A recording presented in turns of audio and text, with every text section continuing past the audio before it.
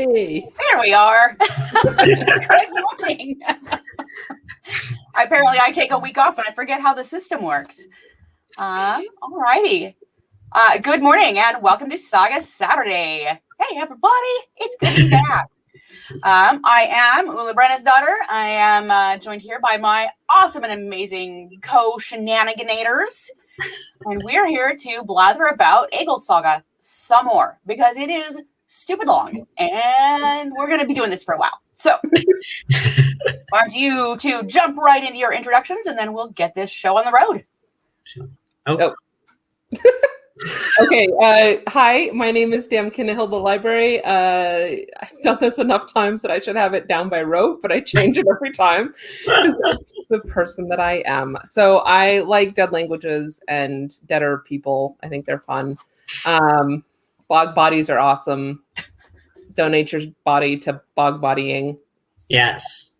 With but you need to have like a gold plaque that's etched with what you're wearing when you were born and died, and then like an explanation. Yes. I can't say that word. An explanation of whether or not it's ritual wear or just like your daily talk. Yes, I wish every dead person was put in the ground with an explanation, but and it needs to be gold so it doesn't corrode. Exactly. So there's my introduction. Hi, everybody. I'm Bersi Edvardarsson. I have a degree in Old Norse, and I wrote a paper about how you can turn Egil Saga into a video game. You totally could, actually. That would be a great video game. I'm just like picturing the end of chapter bosses and then the big boss and the... Oh, yeah. I have like a very detailed, if I find that paper, but I also still just remember, I have a very detailed set of like different options for how to deal with like what I consider the big boss, which is because the thing is you have to incorporate writing poetry as a video game mechanic. And I have a lot of ideas. I just have a lot of ideas. Alrighty, well, we know some game designers that, probably help us out with that, right? I'm just saying you guys live in exactly the right part of the world to be coming up with bright and exciting game ideas. So just let me know when it's playable. And make sure there's an easy mode because that is the only mode I play games on. Oh, me too. Here's the link to our Kickstarter. No. Right. All right. Well, since I wasn't here last week, do you guys want to give us a synopsis of where we got to and what's been going on so far? And then we will dive into the next, 30 chapters of Egil Saga. So we got about a quarter of the way in, and we have not yet met Egil.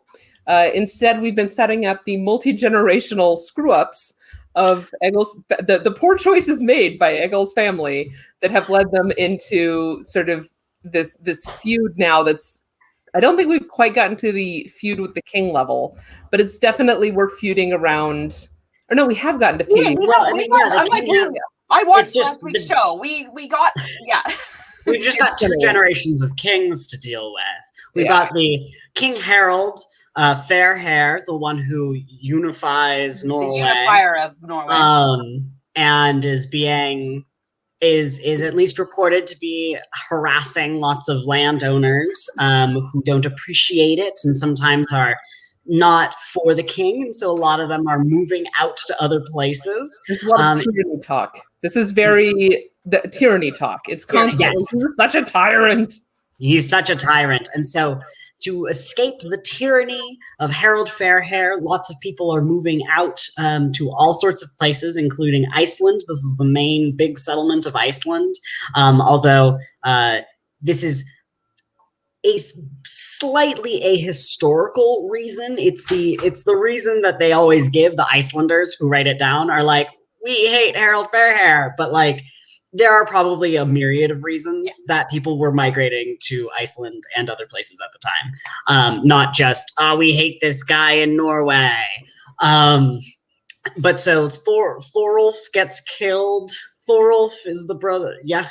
Sorry, just really quick on the migrating thing. One of my favorite bits was there was lots of wilderness yet to be settled around Dublin and in Normandy and stuff, which, having been to Dublin in the last 10 years, I don't really think about the surrounding area as wilderness. Not anymore.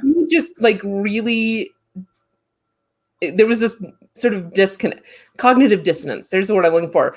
Hearing about like the suburbs of Dublin being described as the wilderness. Wilderness. Yeah. So the main sort of narrative push that's happening here is that we've got Kveldulf, Egil's grandfather, who's a werewolf. They're all berserkers, or at least either they are specifically said to be, like Kveldulf is, or they are heavily implied, the entire family, except for the Thorolfs. There are 2 Thorolfs. We'll get to that. So Kveldulf has two sons, Grim and Thorolf. Grim is super ugly, giant, and bald, and so he gets the moniker Scala, which means bald. Scala Grim, and that's how we know him for the most part.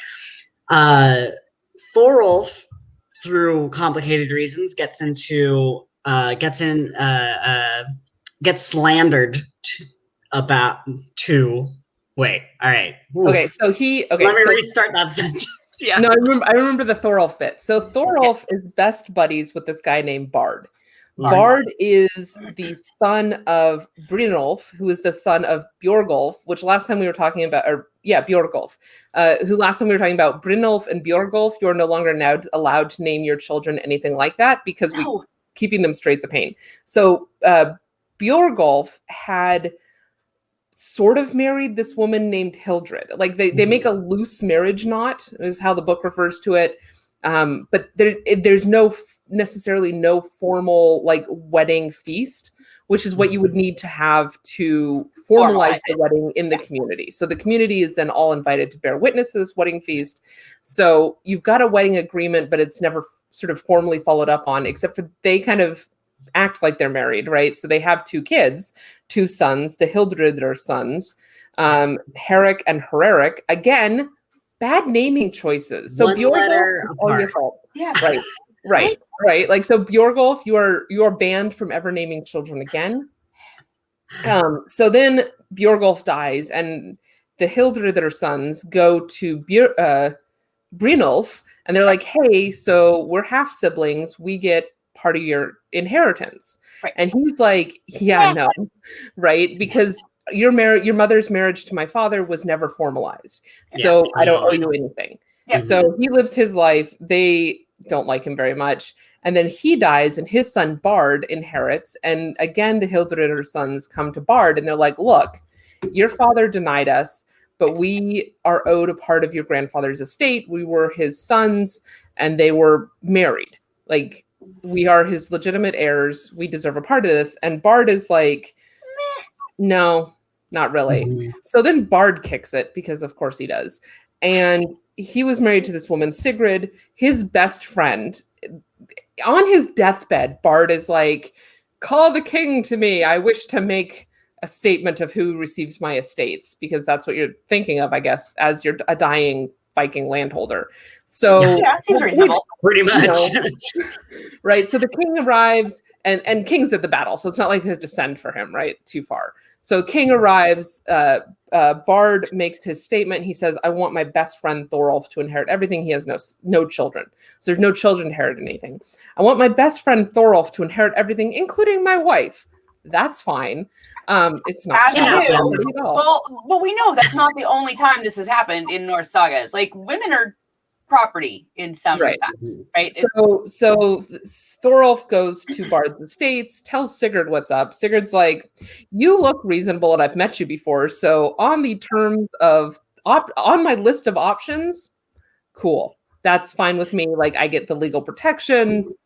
You're not. I get the house that I've been living in. I get my, the lands that I have been. All right, I just have a new bed partner. All right. So then the Hildredr sons come to Thorolf, and they're like, yo, my guy, we have been denied. And Thorolf is just like, I thought Bard was a pretty cool dude. So no, if he thought your claim had any merit, that'd be fine.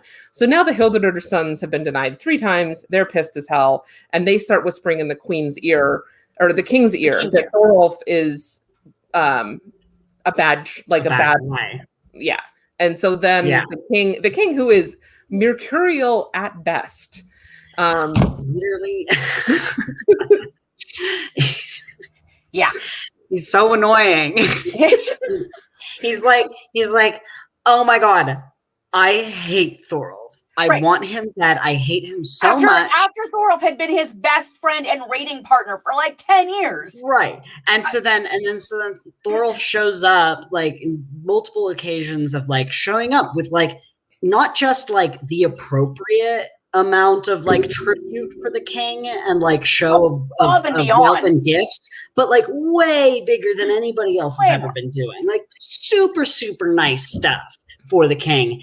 And like it keeps being like he's about to like the king's about to like, I'm gonna rip off Thorolf's head, and then this lovely guy Olvir, who's part of the court and who's constantly trying to keep things balanced and keep the king in check, he says some eloquent words and convinces the king to come out and actually take a look at the gift, because the king's doing this like, I don't want to even see it.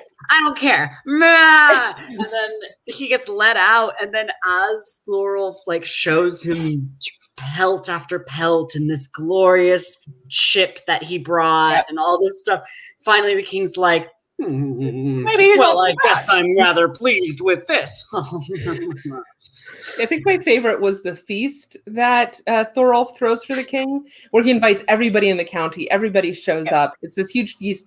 And the king is pissy the entire time. He's just sitting in his seat and he's sulking and he's happy because he thinks that Thorolf is trying to show him up by being more generous. Right. And so at the end of the feast, Thorolf is like, clearly this guy's been in a mood this entire time. Yeah, what's going on here? You know, if he wasn't the king, maybe I would just be like, but he's the king, so you can't do that. And so he ends up saying, look, your kingliness, I invited all these people to honor you. I wasn't trying to show you up. And also, you like this boat here that's like the value of a home today? You like it? You like it? It's yours. Yeah, take this boat home with you. The king's like, you're a good dude, my guy. Right? Thanks for giving me that boat, along with the beavers and the grain. Like, so much. Harold is just a dillweed, in my opinion. And then he'll immediately, as soon as Thorolf's out of his sight, he's like, who's Thorolf? And then the other guy's like, he sucks. And he's like, oh my god, Thorolf sucks. So Hildred's sons, whatever. Yeah. The bastard sons are just speaking in Harold's ear all the time about, hey, we can do a better job. We're going to be so much better if you give these lands to us. And so then, go ahead. Eventually, the king gets to a point where he attacks Thorolf in his home and burns it to the ground, kills a bunch of people inside. Thorolf manages to cut his way, almost kill the king, but instead kills his banner carrier, says some raw lines about, I should have taken 3 more steps here before dying, face first, which Kveldulf says was a good sign for getting retribution, face first at the king's feet. And the king was the one who did the actual killing, like not just I sent my men, but the king actually killed Thorolf. And so we fast forward. Skallagrim, there's a whole series of episodes of getting the family out of Norway, because you can imagine there anymore. Not in the best standing with the king anymore. And so they weren't really in the first place. So they leave Norway, they go to Iceland. Kveldulf dies on the way over. He gets cast off the boat in a coffin as per his wishes. And also as per his wishes, the place where the coffin ran aground on Iceland is where Skallagrim set up and started farming. And he builds up a nice big farmstead. He's very industrious, even and well known and fairly well liked, even though he is well liked in the sense of like, you're a reasonable man, even though you're kind of a dick. He's like very, very quick tempered, very quick to anger, very violent, kind of surly, very, very ugly. Very much Also a your- berserker, which all of the previous things I just said are qualities of berserkers traditionally and in legendary sagas as well as these family ones. And then he has several children, actually. He has a couple of daughters as well as 2 sons. The first one he names Thorolf, who is incredibly handsome, beautiful, strong, excellent, striking resemblance to the previous Thorolf, his dead uncle, and also basically just exactly the same character.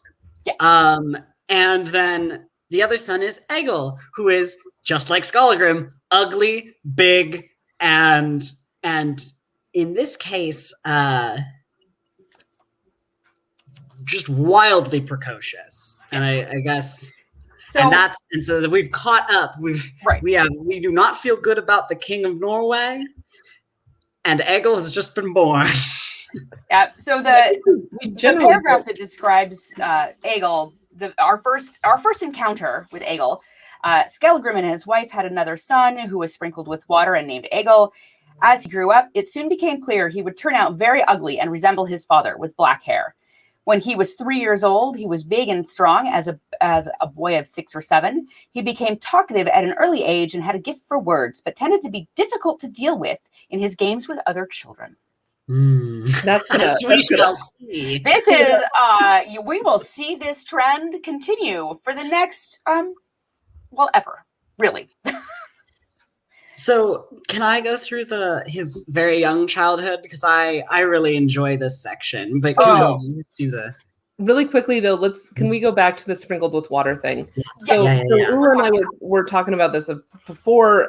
This is all happening late 10th century. So later on we're going to meet Gorm the Old and Harold Bluetooth, but we're not going to get there. And they're very end of the 10th century.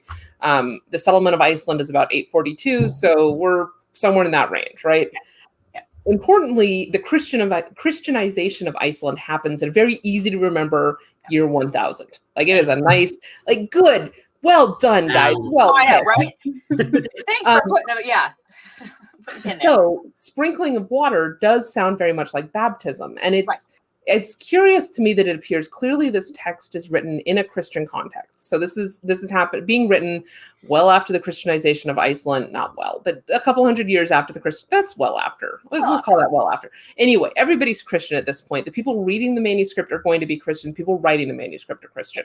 So where I'm kind of curious is this sort of a anachronistic, like, these are great heroes. Are we backdating this? Their descendants are going to remain fairly powerful people. So let's, like, specifically in this, in right here in chapter 31, Egil is specifically sprinkled with water. His older brother Thorolf is specifically sprinkled with water. Their 2 sisters born between them, Sayun and Thorun, are not mentioned as being sprinkled with water. But later on, we, a couple more, 3 or 4 more chapters in, we meet Asgard, who female sprinkled with water. And that's the first in this tale that is a female sprinkled with water. So, and importantly, she's going to go on to marry both Thorolf and Egil. I think I would say that rather than as particularly a gender divide, this is really an importance to the narrative divide.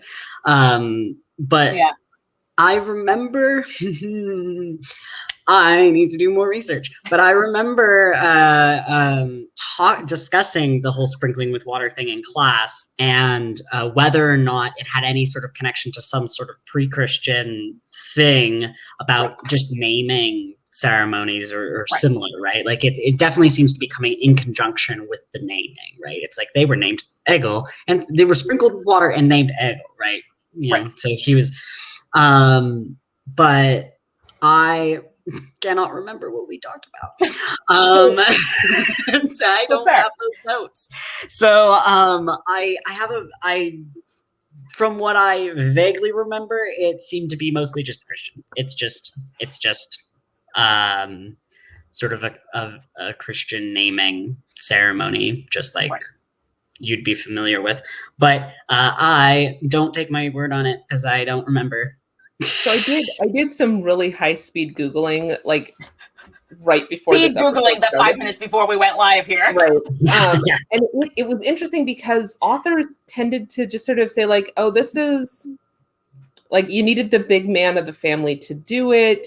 Like, so priests aren't involved. You don't have the Gothi come and do No, it. I It's don't think a it's like family the- member. It's yeah. an important male family member is the one doing it. And they kind of hint at it being pre-Christian. It shows up in a couple of Edda poems. Yeah. And it shows up in Njál's saga. But interestingly, Yeah. Njál's saga is another one that gets really heavily tied up with the Christianization of Iceland. Yep. So, and the Eddic Right. poems are being recorded post-Christianity. So to me, this is really a little chicken and the eggy, right? Like clearly naming rituals are an important aspect of cultures around the world. Yeah. And are a good way to indicate, like, congratulations, this child survived its first 5 days of life.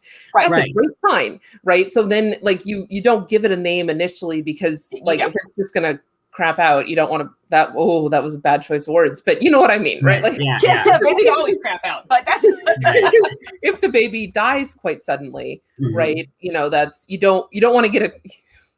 You don't want to get attached. Right, yeah, exactly. you don't get it attached. And some naming cultures, I mean, this was a long time ago that I looked into this, but some Norse naming was not like you didn't get your name day until you were a year old. In some, I've seen some references to that because the first year, like anything can happen, right? But yeah, so some sort of post-dating of Christianity, maybe. I don't know. Or potentially just sort of like a linking of really like Right.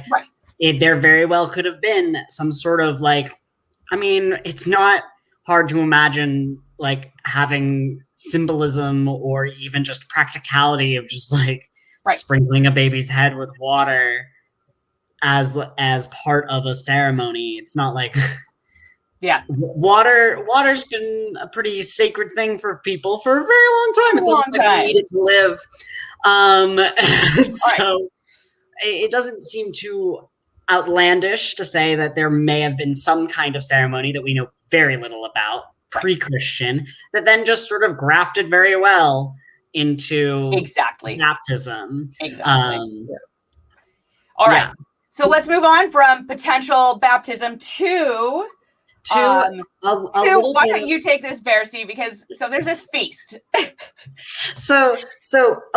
sorry, just thought of something right at the end here about the baptism. I do want to say that Egil is an incredibly Odinic figure, and he specifically links himself, although it is through poetry, and the poetic forms rely on Norse mythology to make any sense, and to like have the format be right. But he links himself specifically in, especially like one of the best poems in this Sonatorek, he links himself specifically to Odin. And so I would hesitate to look at Egil as a very Christian figure, but it is of course possible that he was baptized. Potentially.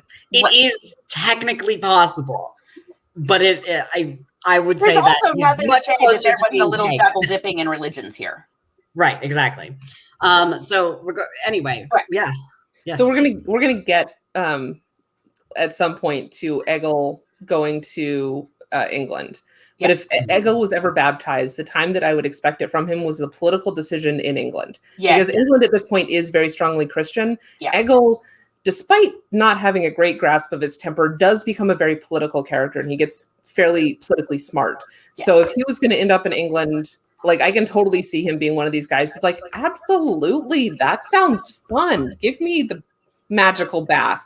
I'm down with that. And then later is like, yeah, no, they washed me clean. Yeah. Right. Yeah. Right. Yeah. Exactly. Yeah. That's the vibe Egil gives off to me in terms of adopting religions. So I particularly like this first little section because it involves some poetry. And this is, if we are to take these verses as truly having been written by Egil at the time that the saga says, It is some of the most wonderful poetry I've ever encountered from a 3-year-old. So basically, he's 3 years old, but like they said in the thing, he's got the strength of a 6 or 7-year-old. And it says here, where are we going? Skallagrim decided to go and visit his buddy Ingvar because he got invited, and Bera, the Skallagrim's wife, and Thorolf and Egil's mother, and her son Thorolf should join them as well, together with anyone else that she and Skallagrim wanted to bring along. They promised to go. Ingvar went home, and when the time came for Skallagrim and Bera to go to the feast, Thorolf and all the farmhands got ready as well. There were 15 in the party in all. Egil told his father that he wanted to go with them. "They're just as much my relatives as Thorolf's," he said. "You're not going," said Skallagrim, "because you don't know how to behave when there's heavy drinking. You're trouble enough when you're sober." So he's 3 and drinking enough to not be. Alrighty then. "You're trouble enough when you're sober." So Skallagrim mounted his horse and rode away, leaving He's 3. disgruntled. Egil went out to the farmyard and found one of Skallagrim's pack horses, mounted it, and rode after them. He had trouble negotiating the marshland because he was unfamiliar with the way, but he could often see where Skallagrim and the others were riding when the view was not obscured by knolls or trees. His journey ended late in the evening when he arrived at Alftanes. Everyone was sitting around drinking when he entered the room. When Ingvar saw Egil, he welcomed him and asked why he had come so late.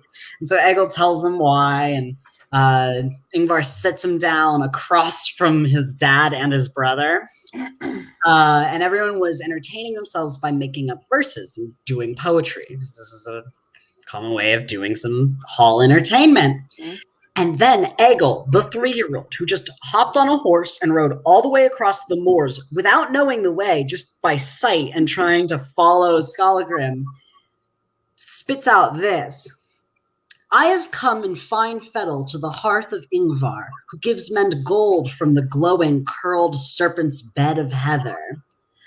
I was eager to meet him. Shedder of gold rings, bright and twisted from the serpent's realm. You'll never find a better craftsman of poems with 3 winters old than me." And so then Ingvar repeats the verse and thanks Egil for it. And this is, I really wanted to highlight this section, not just because Egil's just doing badass things already, right?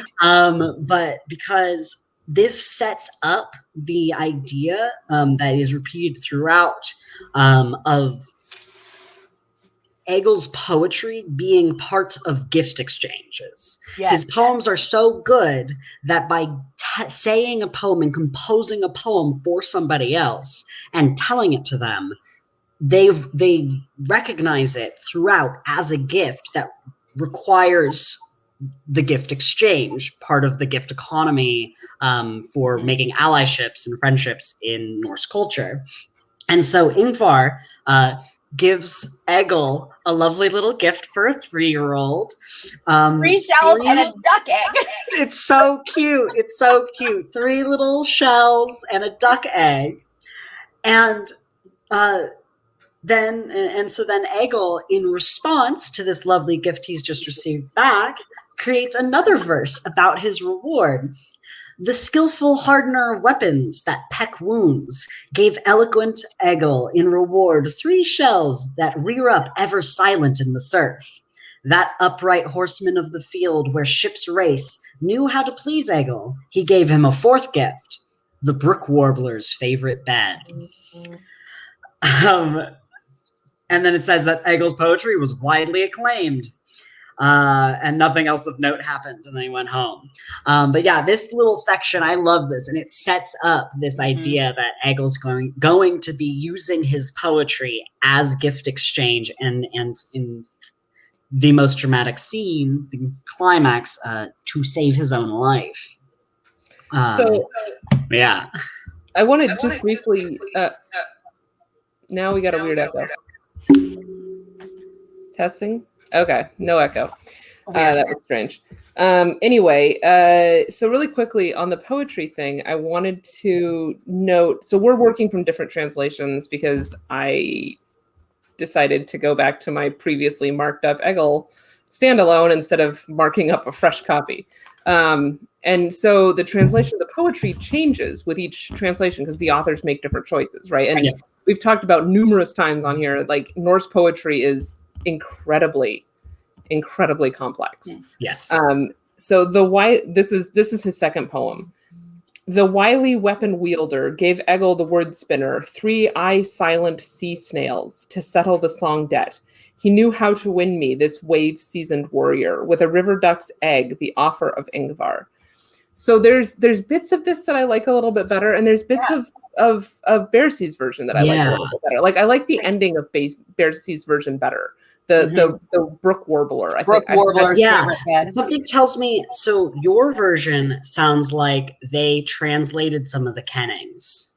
Right. Based on, so some of the kennings that came up, just for those, I know sometimes it's really hard to listen to poetry and actually be able to understand, especially since this is poetry in code.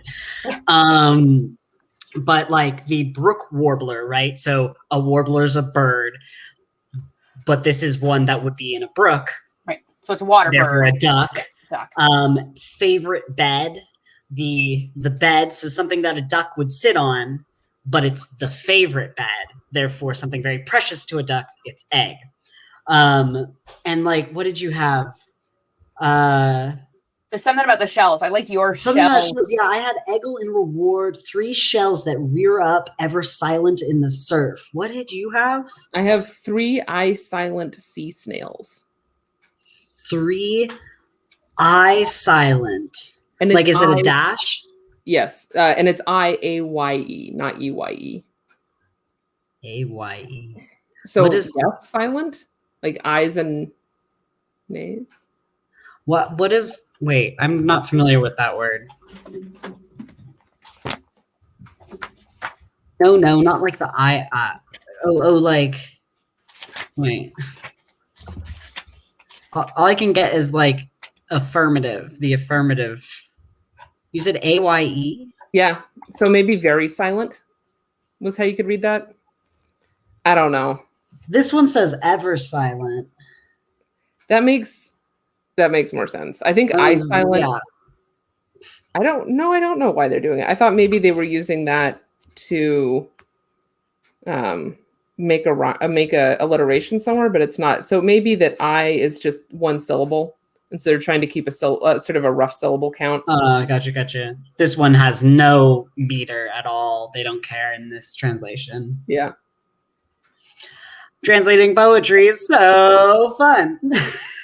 I really enjoy it, but it's very hard. And so looking up I in the our handy little English Old Icelandic to English dictionary, I-A-Y, they just say it's avi. If you look up avi is worthless or worthless wretchedness, a worthless wretch. I don't think that's. I think it's supposed to be unless they're English. Worthless shells. These shells are worthless. No, I think this is all in English, and I think it's just a case of. Well, then that killed my thought. All right, we're out. I think it is the syllable count is what they're trying to preserve, and they just sounds fun. It does. Honestly, if one of you wants to talk about the games and the unfortunate set of games that Egil plays. My post-it note, games with I Dad. can be looking at the Skaldic Poetry Project and find this particular verse and figure out what's going on with it. Yeah, just really quickly, Virginia, I think that's, so hang on, let me do the thing. What's a thing? So Virginia, this is the meaning that I was coming to. And I think what it is just, they're using that word to intensify. Tenslin has a good idea. Forever and I. I've never heard that phrase before, but I like it. Phrase. And so again, I'm wondering if this is an intensifier. Anyway, but yes, let's talk about Egil at the ball game. So Egil is now 6 years old. and they have these games, and so Skallagrim took great pleasure in trials of strength and competitive sports, and always enjoyed talking about them. Ball games were common sport in those days, and there was plenty of strong men about, though none more powerful than Skallagrim. But he's beginning to get old. So when we talk about ball games, one of the ones that we know about for sure is Knotleker, which is a stick and ball game, kind of like field hockey in a lot of ways. You bat the stick with the ball. And I know that for young boys, there's another game that's just referred to as the ball game that is separate from Knotleker. Yeah. But Knotleker is the one that the older boys and the men are playing. I think, oh, sorry. Yeah, go for it. Yeah. Can I really quickly interject? That last part got me to the Merriam-Webster definition. Oh dear, when I went to the page, it got very hard to find. Variants are less commonly, so always, continually, ever is a definition for I. It's just old. It's just an old verb. Where's the etymology? Where'd it go? So that goes more to Taliesin, perhaps forever and I think it's uncertain origin, perhaps a univerbation in Middle English of the interjection ah, and the affirmative yea. Got you. Okay, here we go. Borrowed from Old Norse a or ever, forever. Is that Old Norse? Was that in there? Let's find it. Anyway, sorry, I'm going off on a whole tangent. Let's get going with this, and we can. It seems to be age, eternity. I mean, it's related to the Middle Dutch for age and eternity. It's but that makes sense in usage. The I silent, forever silent. It's a forever silent. Yeah. Dead shell. It's never going to make noise. Yeah. Yeah, and that's what I have here in this translation is just rear up the ever silent. Yeah, it does. Yeah, the rear up ever silent in the surf. Yeah, exactly. So I think it's just ever. So thank you to I can't remember who it was with that suggestion. That got us there.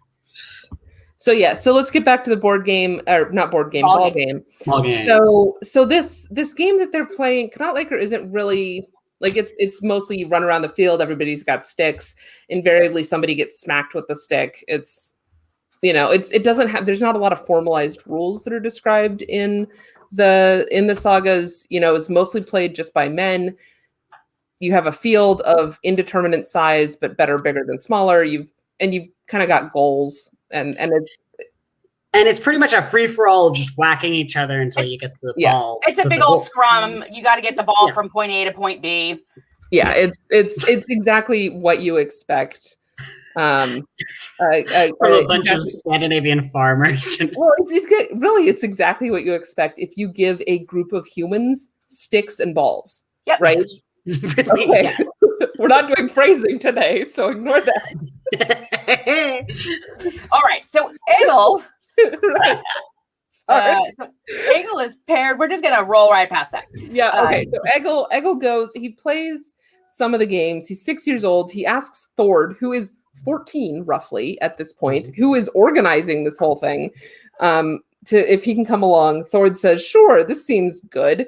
Puts Egil in the saddle behind him, and off they go. Oh, he was in his 6th year by now. Yes. And I will say, seventh. Yeah, he's 7, I think. 7. He's 7. He's 7, and remember that at 3, he had the strength of a 6 or 7-year-old. Right. And so now at he's 7. He's going to be a big boy. He's already large. This is interesting because our translations might be different, because mine says Egil, who was 6 years old at the time, asked Thord to take him along. And so I'm wondering if ours says Egil asked Thord if he could go to the game with him. He was in his 7th year then. Yeah. So I'm curious. Either way, 6 or 7. A counting difference or what's going on there. Anyway, so he's in like first grade, right? First, second grade. He's like, I want to go to the games. And this kid who's in junior high school. Well, I guess at 15, you're definitely in high school. But you're in high school. Like you're a freshman. So a freshman kid is like, sure, come to this event I'm autocrating. It's cool. They pile on the horse. go for a road trip, get to this thing. They start playing this first game. He was playing a boy named Grim, son of Heg of Hegestead. I wonder where that place name got its name. Right. Who was 10 or 11 years old. So now you've got... And strong for his age. And strong for his age. You've got an 8-year-old or a fifth grader playing a first grader in this game. It's fine. Egil got angry that he lifted his bat and struck Grim with it. And Grim then took hold of him, hurled him to the ground, and gave him some very rough treatment. Yes. Which is a delightful little euphemism there for probably getting beaten up. Yeah, he beat him. Yeah. So he says to Egil, if you can't behave yourself, I'll do you some real damage. Egil scrambled back to his feet and left the field with the youngsters jeering at him. So he has been deeply humiliated. Absolutely humiliated. Egil goes looking for his 15-year-old buddy, Thord, and is like, look, I've just been deeply embarrassed. And Thord's like, I'll come with you. The two of us will pay him back. So I want you to keep in mind, he's been beat up a little and hit playing the game, right? So Thord gives Egil a thick, and he's 6.5, 7, somewhere in there. Thord, the 15-year-old, full of wisdom, apparently, gives this 6 or 7-year-old a thick-bladed axe he was carrying. Common enough at the time. And then they go to the field where the boys are playing. Grim had just caught the ball and was racing along, the other boys after him. Egil runs up to him and drives the axe into his head right through to his brain. Right. So dude is like running with the stick, and he's playing, and he's awesome. Whack! Which I want to note, when I was reading this, I saw I thought this was a very similar experience, like the axe straight to the head. Last time we were talking about Kveldolf, I think. Kveldolf, yeah. Kveldolf gets this guy in the head with an axe and then just picks axe and body up and throws it overboard. Yep. Yeah. Right. Yep. So this is very much, but that straight slot right down the front into the brain is very reminiscent of what his uncle or his grandfather had done. So we're starting to see repetition. But we've got that cyclical nature of the saga where you've got one brother who is dark and ugly and an asshole, and the other brother who is light and fair and not an asshole that we can tell. Right, like maybe Thorolf made some bad choices with the Hildar sons, and he could have prevented a lot of anger. But but he's not nearly as bad as his little brother. No. Right. So and then Egil and Thord walk away and go back to their people. Do. No problem. We just murdered a child. Meh. Whatever. They'll make more. And this other guy, Olaf Hjalti, runs over to join them. So they had a larger number of men. So now we've kind of like we're gearing up. Is there going to be a fight? Now, well, I mean, I'm just picturing there's already the Jets and the Sharks, and they're doing the. That's an excellent point, Bear. See, there is already a fight. There's already a fight happening. A child has just been murdered by another child, a younger child. And so all of the adults are now gonna have to fall in either on defense of Egil or in defense of the dead child. And all of a sudden, this fun and games has turned quite sour. Which it is kind of remarkable to me. Like, this is definitely a little excessive. It is excessive in response, right? Like, he has been embarrassed in front of other children, right? Like, this is not something and his response is murder. Right. But I guess if your reputations are made at a young age, he has now definitely made a reputation. Yeah. Right. Well, and we get to... there's a quarrel. There's fighting happens. 7 people in all are killed because of this skirmish over a ball game. Yep. When Egil returned home, Skallagrim seemed indifferent to what had happened. But Bera, his mom, said, "You have the makings of a true Viking," when he was old enough to be put in command of warships. Yes. So I want to note really quickly, again, we've got a translation difference. So when Egil came home, Skallagrim made it clear that he was far from pleased. So you've got indifferent Skallagrim. I've got Skallagrim not best pleased with his son's behavior, which is wait. I also thought that he wasn't pleased, but I can't remember what it says in here. Where's my page? But I'm going to go on. So, and then Egil, while you look that up, Egil spoke this verse. "My mother said I would be brought a boat with fine oars, set off with Vikings, and stand up in the prow, command the precious gift, then enter port, kill a man and another. Like, all right, if that's what you got out of that. I mean, it's kind of what she did, but yeah. When Egil was 12, he grew so big that few grown men were big and strong enough that he could not beat them at the games. And at the age of 12, he spent a lot of time partaking in the games. He gets into a fight with a 20-year-old. There's a point where over the winter, they were playing a lot of this ball game, and Egil and Thord played against Skallagrim, so against Dad, well, Egil's dad, and Thorgrim grew tired, and they came off better. But that evening after sunset, Egil and Thord began losing.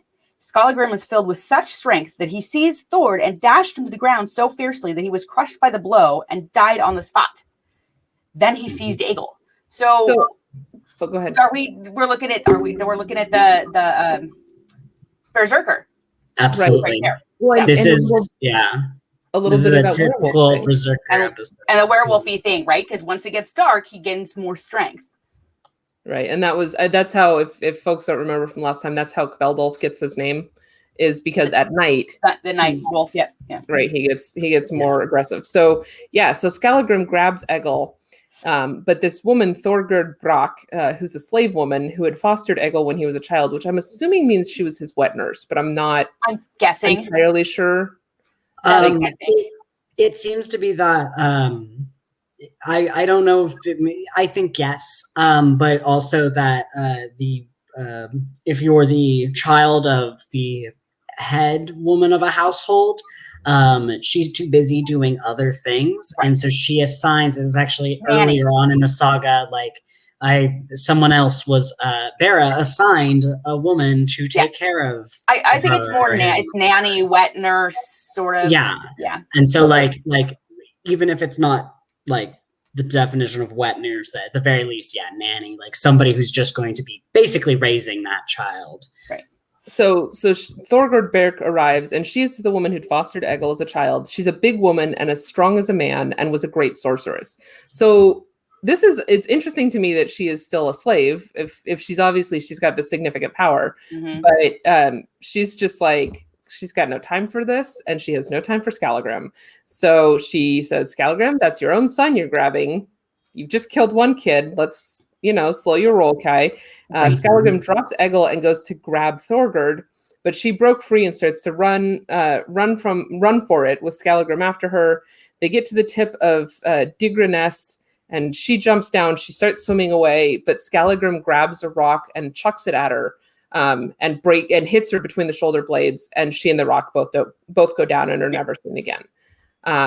Which is a real bummer, because Thorgerd sounded pretty cool. Like, I'm really sad that we get to meet her and lose her in the space of 3 paragraphs. Right. Yeah. And they did name the sound that she had been swimming in after her from that point forward. And so after Thorgerd Brock, it becomes Brockarsund. Brock's sound. Brock's sound, yep. And this is not the first time they've just named random places after slaves who died or were killed in that place. There's lots of places in Iceland that are named after servants who met their end there. So, God, this just goes, okay. So the very next paragraph, we're not even talking like later in the story. But later that evening, when they returned to Borg, Egil was furious. By the time Skallagrim and the other members of the household had sat down at table, Egil had not yet taken his seat. Then he walked into the room and went over to Skallagrim's favorite, a man who was in charge of the workers and ran the farm with him.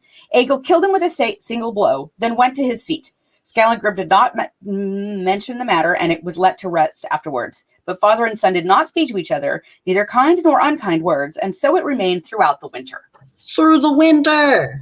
Dude, that is a long time to be. And I want to clarify that there are essentially 2 seasons. It's winter and summer. Yeah. So divide the year in half-ish. 6 months. Egil and Dad did not talk to each other because they were too busy killing all of their. Where you're living in incredibly close quarters. Yep. And you're stuck inside a lot because Iceland in the wintertime is chilly. Mm-hmm. So, and not really like the most hospitable place on the planet in the age before Helly Hansen.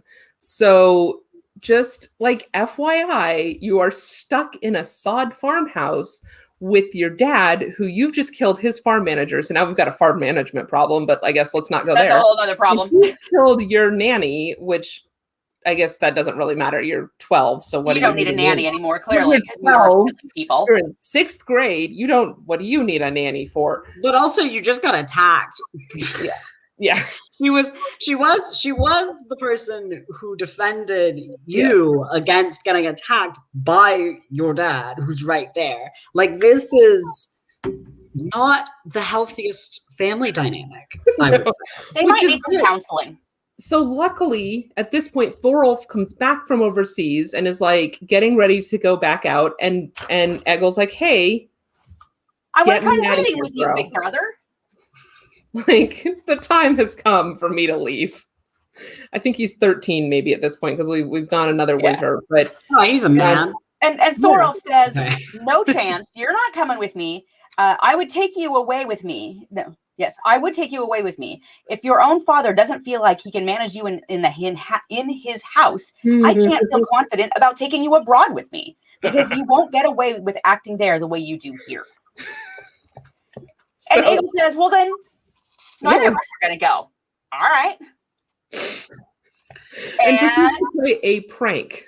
A prank. So Egil then, a storm comes up, which means that they can't leave that night, or when they were planning on it. So Egil goes down to Thorolf's ship, chops all of the lines and rigging on the seaward side, and then cuts the mooring and kind of shoves it out.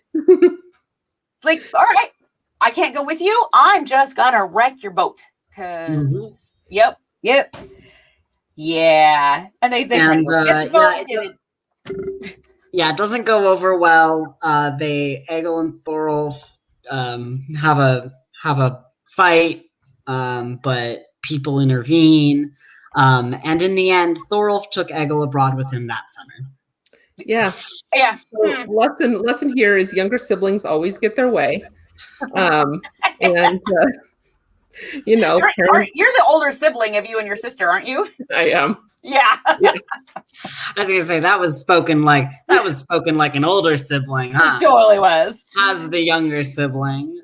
Yes. See, and I bet you only if you're willing to be awful to someone will the younger sibling always get their way. I was gonna say, I will bet if you cut your sibling's ship and let it sail when you were 12, your parents would be like, such a rascal. And then just like send you off with that older sibling. Oh my God. So yeah, they eventually went raiding, and things happened, and farms changed hands because people, shit happens. Where are we going to go to next? Well, Thorolf meets King Eric. We should also explain that King Harold dies. Yeah, Harold dies somewhere in here. So the parts that we've been giving are not actually, they are broken up by some other little storylines that happen, that if you've never read a saga before and you start with this one, it's baffling. You're like, what is going on in this story? Who am I supposed to pay attention to? Who's important? What's going on? And it's really, it gets easier on your like 3rd or 4th time through, which is fun because it's a very long saga, because you know who sticks around.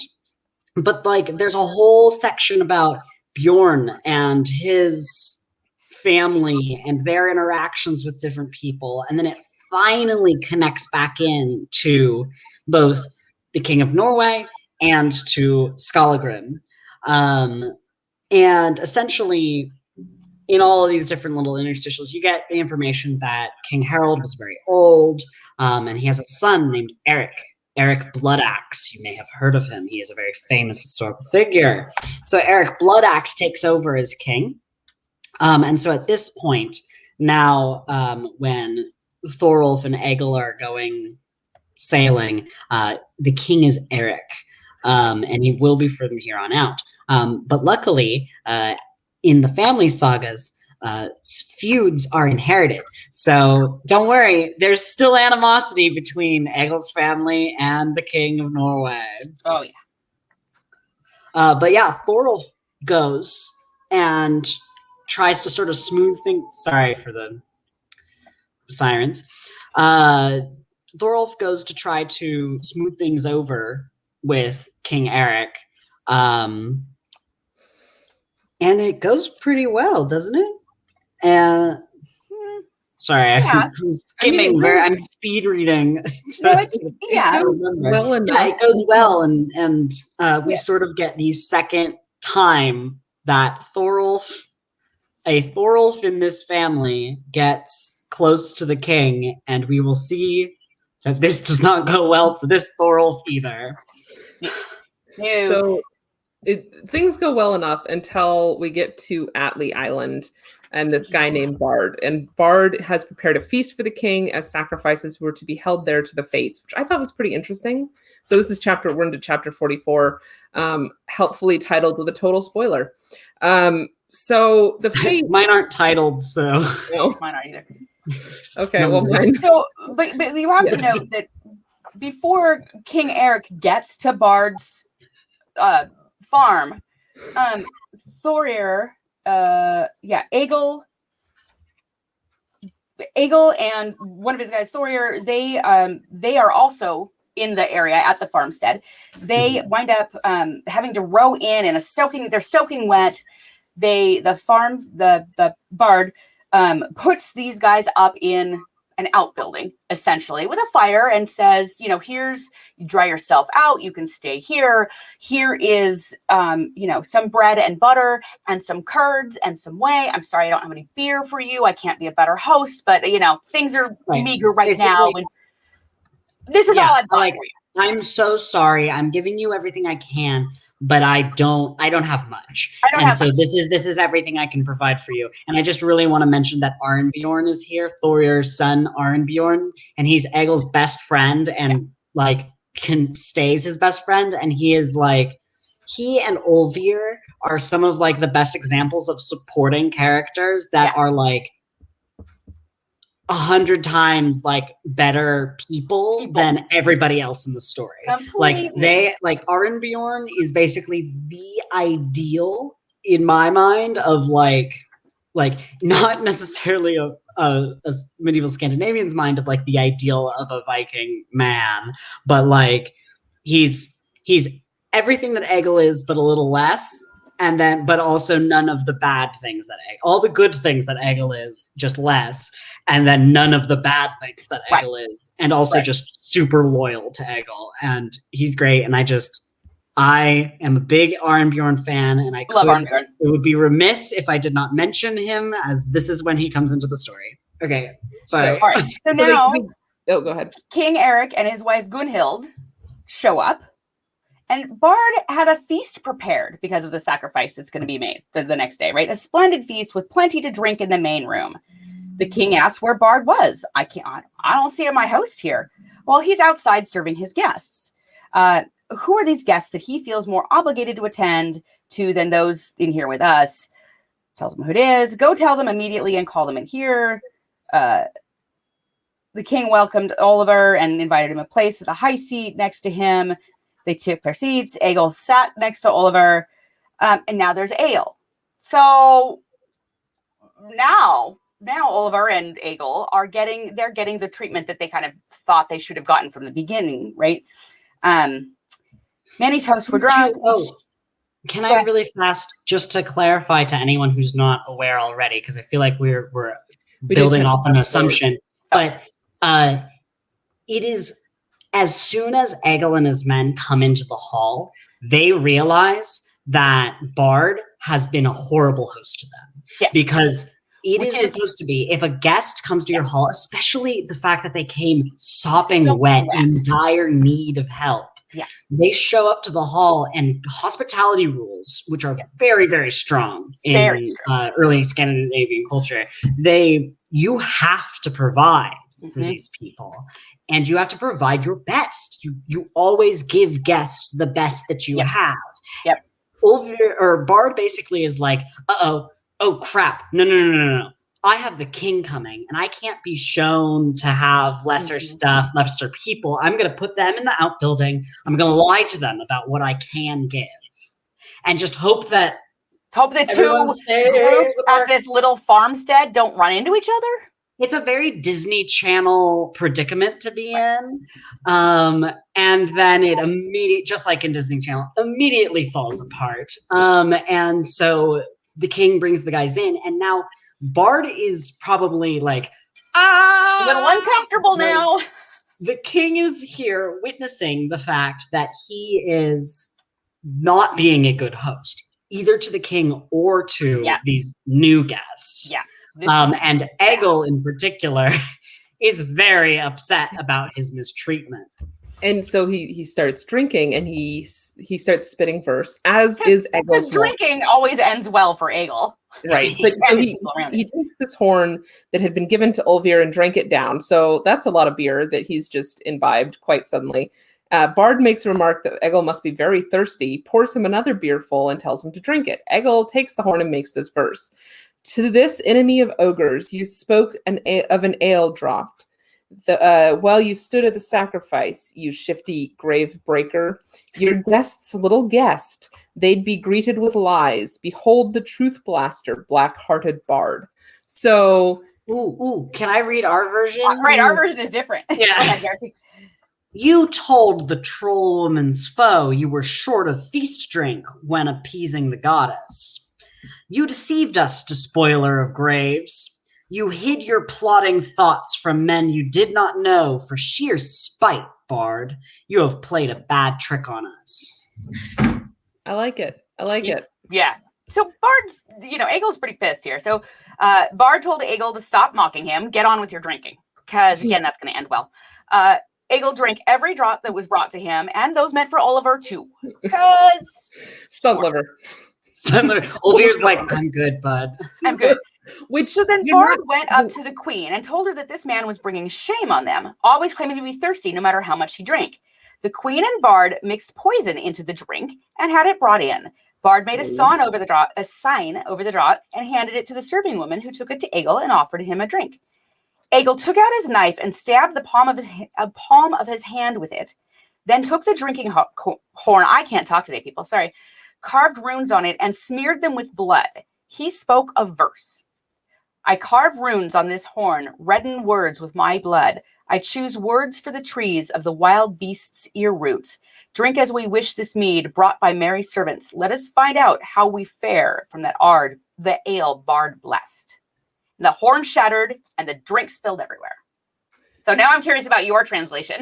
Right. So I've got carve runes on the horn, rub them with red blood. With these words I bewitch the horn of the wild ox.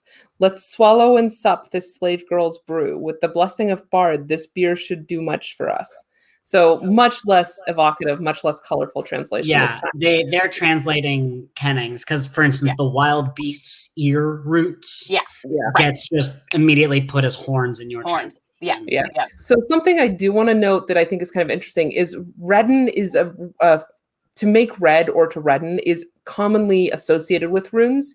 You redden runes, and when they've done spectrographic analysis of existing runestones, they often find that the runes themselves were painted in with red paint. Yep. And so, as a fun fact, there's a bunch of runes all over Uppsala. That's the Upplands region has the most runes per square miles of anywhere else in Scandinavia, and many of them are repainted. They keep up the painting, and there are people whose job it is to just go out and repaint the runes, and I love that. If they're ever hiring, right? Literally. So, Virginia just posted another translation. I'm going to see if it will. I think it might be too big. Oh no, we can. I mean, Bercy disappears, but... Well, sure. Write we runes around the horn, redden all the spell with blood. Wise words choose I for the cup wrought from the blanching horn of beast. Drink we then, as drink we will, draught their cheerful bearer brings. Learn that health abides in ale, holy ale that Bard hath blessed. All right. That's got to be. Where's that translation from, Virginia? Will you put that in the It's got to chat? be a 19th century translation. Yeah, that Bard hath blessed. Yeah, right. Exactly. It's very cool, though. I love all the different translations. But I want to say this is one of the few. There's only a couple times where Egil actually like uses magic, and in this case is using rune magic.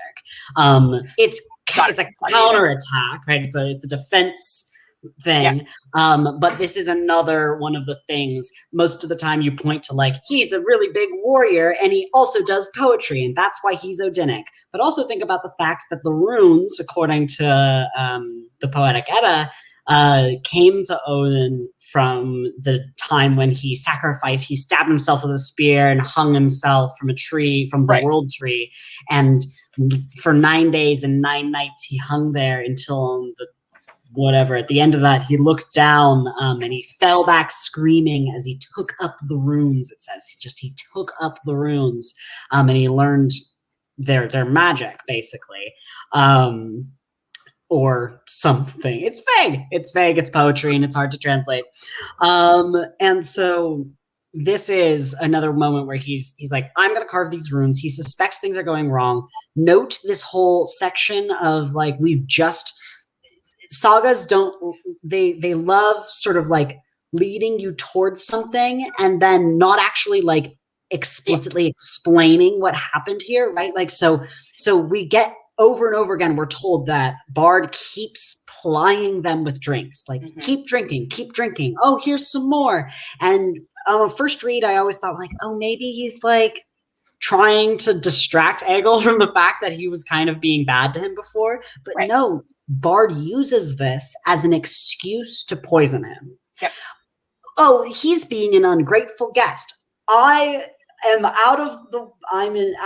the clear for being a bad host because he's being a bad guest. Right. And so he tries to poison him, but Egil already suspects that shifty things are going on, does this rune magic, and the horn shatters, and he immediately knows this was poisoned. You were trying to kill me. Yeah. And this is the last straw for Egil. What's interesting to me is, so Egil is previously been stated as drinking all the beer, even Olvir's beer, but Olvir's just about to pass out. So either I think he's more beer that's been coming around that nobody's mentioned in this story, or Olvir's just a real tired dude. He might be lightweight. He could just be. Yeah, I think he's a lightweight. They were drinking before. Fair. Right. So he's about to pass out. Egil helps him up, takes him to the door. Egil has his sword in his hand. As they get to the door, Bard comes over and asks Olvir to drink his parting toast. Sorry, go ahead. Oh, just that I think it's important that Egil has his cloak over his shoulder and is actually hiding the sword under his cloak. He's concealing the fact that he's armed. He's carrying. He's armed and has it not just armed. He has it in his hand. He's got it out. Yeah. So that's not in my translation at all. Oh, interesting. It says, he swung his cloak over his shoulder and gripped his sword underneath it. Yeah. Yeah, no, I don't have that. So anyway, they're in the doorway. They're doing the farewell toast. So, which is something I had never heard of before, but I need to add to my Joys of the Hall class for sure. Yep. And then Egil takes his horn and he makes another verse. So we're throwing more poetry. I'm drunk, which this is poetry that clearly I wrote. I'm drunk, and Olvir is ashen-faced with ale, so Olvir is bad drunk. This brew from the beast's horn bubbled through my lips. Your feet won't follow instructions, old fellow, though my poetry patters and pours like rain on you. So I'm so drunk, my feet don't work. But so there's, can I read our version? Everyone has to read our, Yeah. I'm feeling drunk, and the ale has left Olvir pale in the gills. I let the spray of ox spears foam over my beard. Your wits have gone, inviter. Your wits have gone, inviter of showers onto shields. Now the rain of the high god starts pouring upon you. And this is when, I love this part. This is when Egil tosses away the horn. So he's just had all this imagery.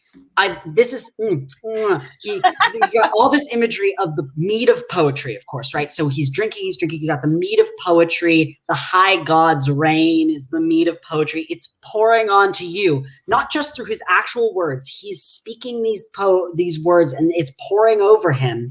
He tosses away the sword, grabs hold of his sword, and drew it.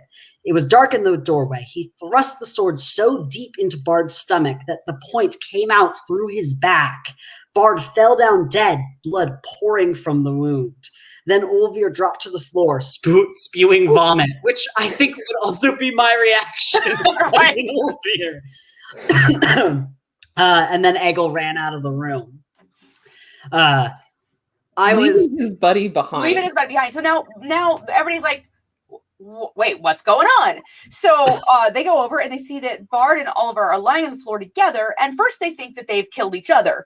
But then they realize that Oliver was lying unconscious in his own vomit. But Bard had been killed and the floor was awash with his blood. So I just love that. Like, I want everybody to stop and take a sort of visceral moment about the general odor of this doorway now.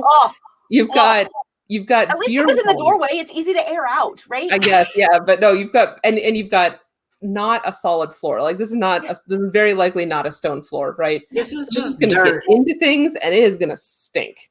Like hopefully there's some sort of rushes or something down on the blood and beery vomit. Yeah. But that's a great scent to stay with for 6 months in the winter. Yeah. Well, we're in Norway, so you might have more than one house. 4 months. Yeah. Yeah, right. All right, so they look around for Egil. Egil's fucked off. He went back to the place, the outbuilding that he was staying in, grabbed his weapons, and then ran off again. And they start searching the island for Egil. And I think it is important to note, just in terms of the broad overarching feud, of course, is Kings of Norway versus Egil's family. Then they went into the main room and reported this to the king, who ordered his men to act quickly and take all the ships that were on the island. And quote, "And tomorrow when it is light, we will comb the whole island and kill that man." So good job, Egil. You've also gotten yourself into the naughty list of King Eric here. So let's fast forward just a little bit. Yeah, we're at an hour and 15. We've got 2 more chapters. So Egil gets away. Spoilers. And spits another verse, basically saying, "I made light of their majesties, majestic power, and got away." Arnbjorn. My translation starts with "great in my deeds." Yeah, I slipped away. I like it. So Arnbjorn is like, "Cool, dude. That was like legitimately awesome. Hey, Dad, let's kill this as quick as we can." And by this, I don't mean Egil. I mean this feud. So it's your job to reconcile the two. Thorir's like, folk will agree that Bard only got what he deserved, but Egil takes after his family, and he's far too reckless about making kings angry, and there won't be many who can get away with that. So he speaks truth. It doesn't go well. Thorir ends up kind of arranging the settlement. Egil pays weregilt. The king accepts it.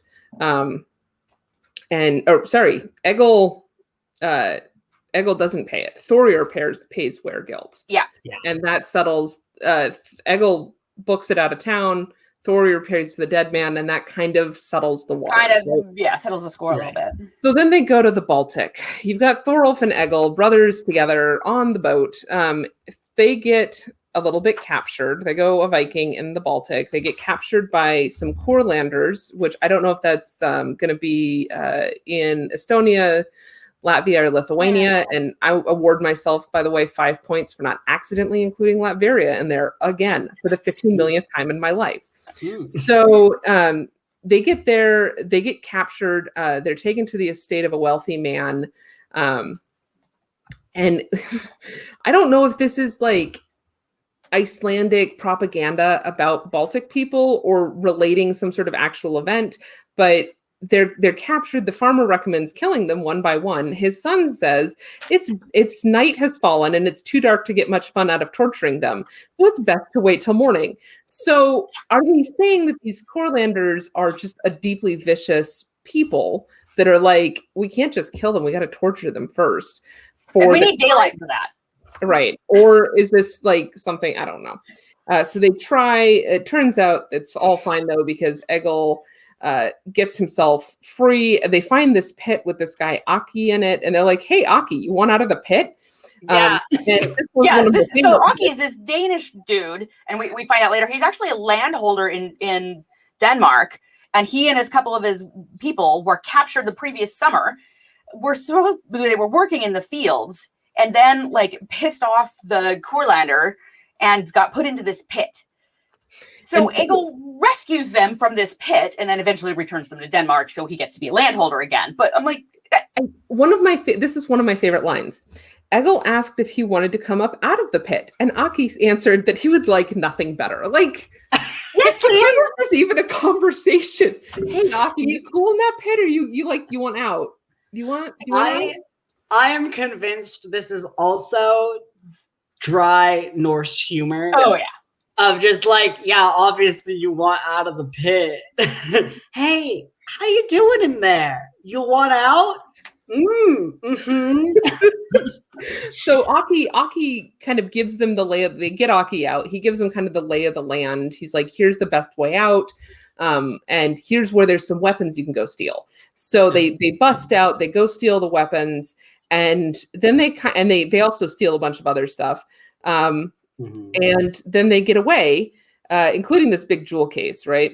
And in the woods, though, Egil's like, hey, guys, so we totally just robbed that Courlander farmer and got away with it. Nobody knows about it. He doesn't know that we did it. So we should definitely go back and make sure he's aware of it.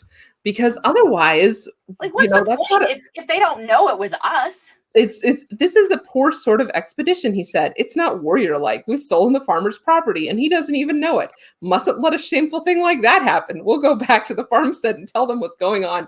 Which is just, again, I think you're back to that Norse humor. Tell them what's going on. What they really do is barricade the farmer, the homesteader, in his home and set the place ablaze. Right. And sorry, Egil alone goes back and does it. Yeah, everyone else is like, no, everyone else is I'm out gonna the boat leave. going, TikTok, buddy, TikTok, we gotta go. Right, and Egil's like, let's make a clean break. Right. Egil can't. He can't. He just can't. Right. Yeah. He can't even. So he goes back. He sets the roof of the farmhouse with this party going on inside. Sets the roof of the farmhouse on fire. Stands inside the doorway, killing everybody who comes anywhere close to him, hacking and hewing. I think my copy says. And then is fine, goes back, says, I'm going to keep this jewel case that I found for myself. The rest of it obviously will partition equally as appropriate among our party, but this little bit of XP is all for me. So cool. So then we get to the next chapter, 47, where we are introduced to two really interesting characters from a historical standpoint.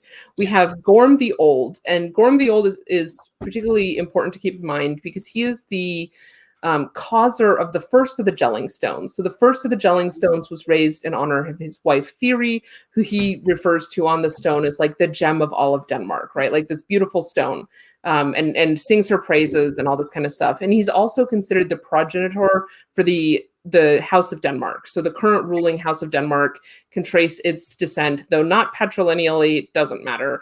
But you go bouncing back up and through, but you eventually get to Gorm the Old, and this is a very important thing because descent from Gorm the Old is like part of what makes them a legitimate dynasty for the throne of Denmark. And then he has a son who here is referred to as Harald Gormson. But it's important to note that Harald Gormson has a name that you will know better, and that's Harald Bluetooth. Yep. So this and Bluetooth, if nobody was already aware of this, right? Bluetooth internet protocol.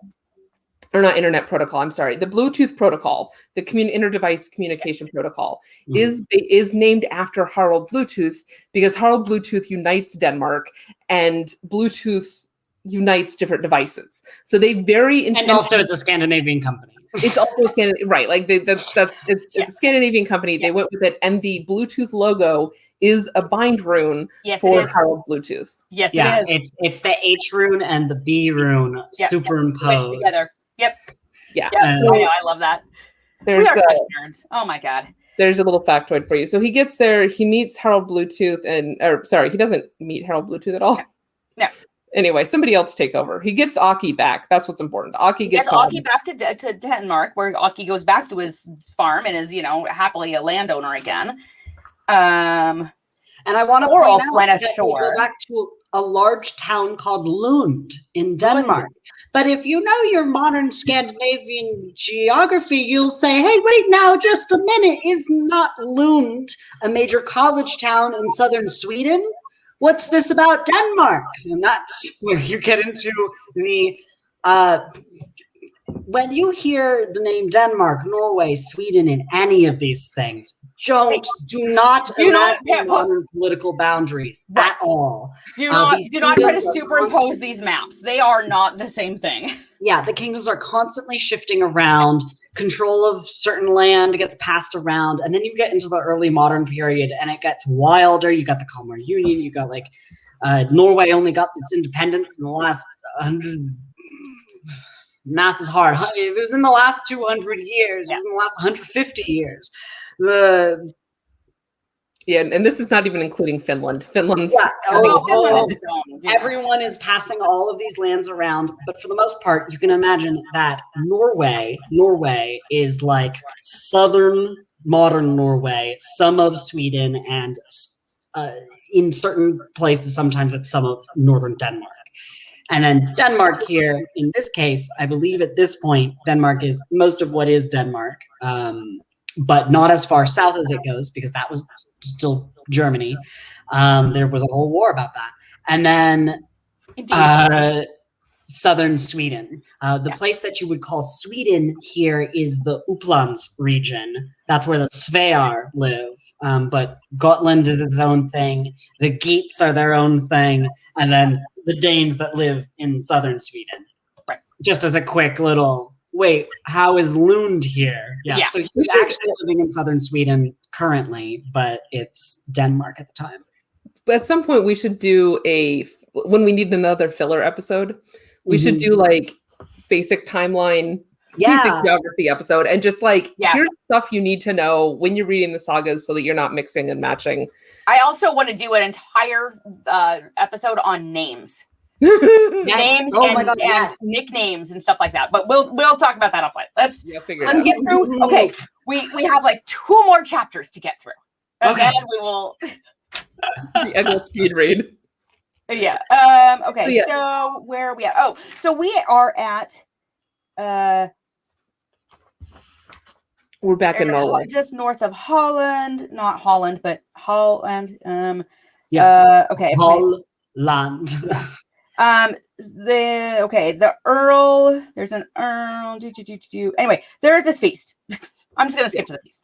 So they're at this feast. That's got Thorolf and Egil and 30 men are welcomed kindly. Then they arrive. They're shown into a main room. Ale was already on the tables. They were served drink. They sat there until night. Before the time came away to put at the tables, they said that they should cast lots to pair off women and men so they would drink together. As far as numbers allowed, the remainder would drink by themselves. They put their lots. Yeah, I'm sorry. I'm just imagining being one of the ones who gets a bad lot and has to go and sit by myself to drink. Oh, I know. Okay, so the Earl picked out the lots, but lo and behold, he managed to pair up his attractive and nubile daughter with Egil. They sit together for the evening. She walked around keeping herself amused, but Egil got up and went to the place where she had been sitting during the day. I'm kind of assuming that this is her bed shelf, but I don't know. When people took their seats, the Earl's daughter went to her place. She spoke a verse. So she's the one that starts this verse. What do you want my seat for? You have not often fed wolves with warm flesh. I'd rather stoke my own fire this autumn. This autumn, you did not see ravens screeching over chopped bodies. You were not there when razor sharp blades clashed. So she's like, I'd rather play with myself than with you, Stoke because my own fire. I would rather stoke my own fire. I'm going to Because be you haven't using killed enough forever now. people. Right. You haven't killed enough people. So Egil took hold of her hand and sat beside him, and sat her beside him, and spoke a verse. I have wielded a blood-stained sword and howling spear. The bird of carrion followed me when the Vikings pressed forth. In fury, we fought battles. Fire swept through men's homes. We made bloody bodies, slumped dead by city gates. They drank together that night and got on well. So I just want to briefly point out a translation moment again. So here you have Egil took her hand. Here I have Egil picked her up. Oh yeah, no, it just my translation just says Egil took hold of her, sat her beside him. Yes, which is a little, honestly, a little bit more violent. It's not violent like violence, but like fair enough. The one time in my adult life somebody has picked me up was in a bear pit. We were fighting, but. Yeah, to be picked up, I'm not a big fan. My feet stay on the floor. I would like to remind everyone also that Egil is gigantic and very ugly. Anyway, I just wanted you to make sure you're picturing the right person. And by gigantic, I mean like picture like 7 feet tall. He's huge. Big, ugly dude. That picture doesn't even make him ugly enough. They make his brow all weird, but he's got a cauliflower nose, and he's got But I do love this exchange, because I think it thinking this to us with our in our modern minds, we go, what a weird pickup line, what a weird way to be like, huh? But this is showing exactly what was important to people at the time, and that is, you're not good enough of a man to be sitting. I'm the Earl's daughter, right? She knows. She's like, I'm hot shit. I'm hot shit, and I have expectations of my partner, and you're just not there, buddy. You have not killed enough people. And she says this in verse, or at least we're to believe that she says this in verse. And so she's not only just dunking on him, but she's dunking on him in the most eloquent, mic drop kind of way. Oh yeah. Like if anyone else was around, they'd be like, oh, what's going on? And Egil's just immediately, coolly, here, sit down.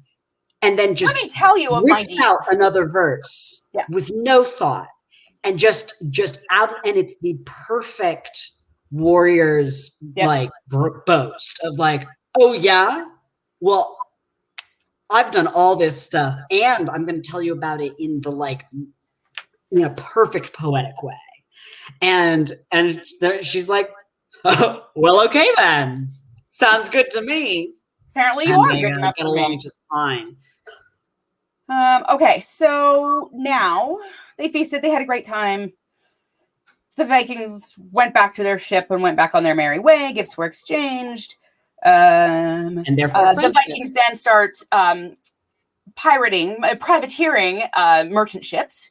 Just a little bit of, they take Aki and his sons back home. And basically, they're making good friends all over the place. They are exchanging gifts and gathering allies, which is important. Oh, then they go north to Norway. When autumn arrives, Thorolf and Egil sailed north to Norway, put in at Fjorddame, went to see Thorir, their old buddy. He welcomed them warmly. His son Arinbjorn, even more so, invited Egil to stay the winter.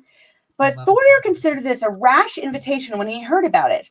I do not know what King Eric will think of this, he said, because after Bard was killed, he said he did not want Egil in this country.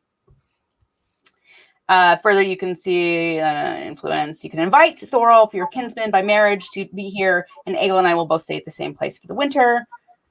And then we get into, I love these names. There were 2 brothers called Thorvald the Overbearing and Thorfinn the Strong, close relatives of Bjorn the landowner. They went Viking raiding with Bjorn. The brothers went everywhere with Thorolf, and he favored them above the rest of his crew. They joined his men that winter, sat with him at the table. In the autumn, Thorir, the Herser, went to see King Eric, who gave him a fine welcome. Thor is like, please don't be mad that Egil is at my house. I had to be a good host. But when King Eric's wife, Gunhild, heard what they were talking about, she said, I think that once again you are allowing yourself to be too easily persuaded and are quick to forget being wronged. You'll go on favoring Skallagrim's sons until they kill a few more of your close kinsmen. Even though you happen to think Bard's killing was insignificant, I don't. Remember that Gunhild is the one who helped Bard try to poison. Yeah, Gunhild is not a big Egil fan at all. No. Thorolf was welcome here until Egil spoiled things for him. Now there is no difference between them. So now Thorolf is, no longer the favored friend. Yeah, Thor went home, told the brothers what happened and what the king said. Oh, a couple more great names. Gunhild had two brothers called Averin Braggart and Alf Askman, sons of Ozar Snout. I just want to do an entire thing on names. Big, powerful men and great fighters, held in very high regard by King Eric and Gunhild, although they were not popular with most people. They were young at this time, but fully grown. I'm guessing early 20s, late teens? I don't know. Oh, no. You're a man at 12. Yeah, so they're probably in their early teens. Early teens. Okay. So another big feast. Lots of big feasts. Oh, at the temple. Great.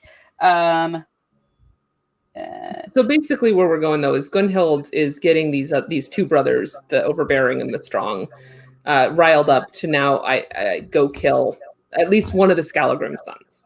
It'd be better if it was both of them, but we want to kill at least one. Yeah, ideally, yeah. Ideally, both of them. Take whatever you can get. If you can only get one, take Egil. Sort of, Mm-hmm. So they go off to go try and kill these guys. Egil gets word of it from Aki, who is like grateful for being freed from the pit.